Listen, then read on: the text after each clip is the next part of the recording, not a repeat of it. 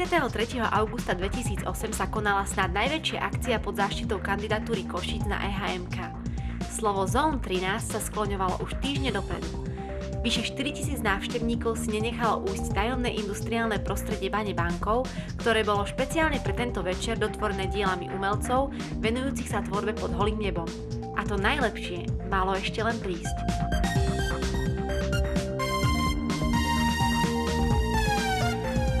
Je tu niekoľko momentov, ktoré ma oslovili, ktoré sú zaujímavé.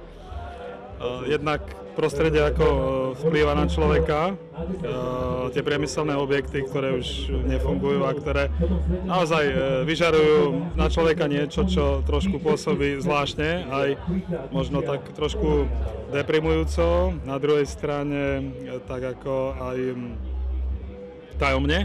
Celé to prostredie, keď oživia ľudia s kulisou hudby, so svetelnou panorámou mesta, tak vlastne možno také tie nevábne pocity sa potom strátia. Prišlo veľmi veľa ľudí, tí ľudia si tu našli každý niečo svoje.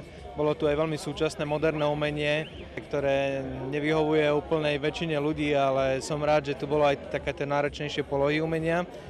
Na druhej strane tá laserová show, ktorá prichádza, tá oslovuje takmer každého návštevníka.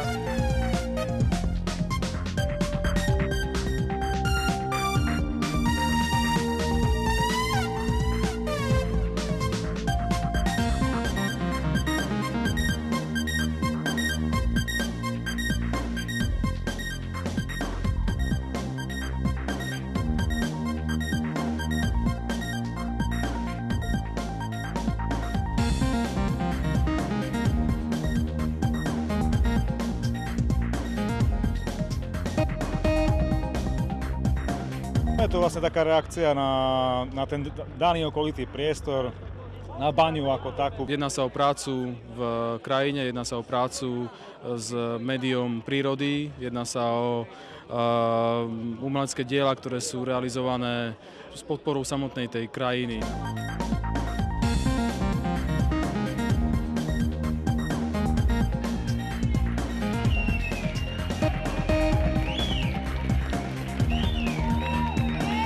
O 22. hodine sa Košice rozsvietili ako ešte nikdy predtým.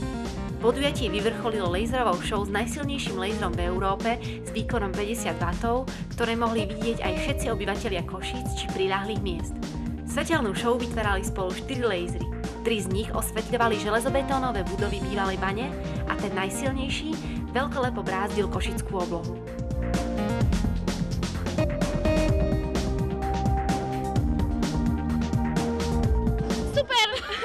Výborné!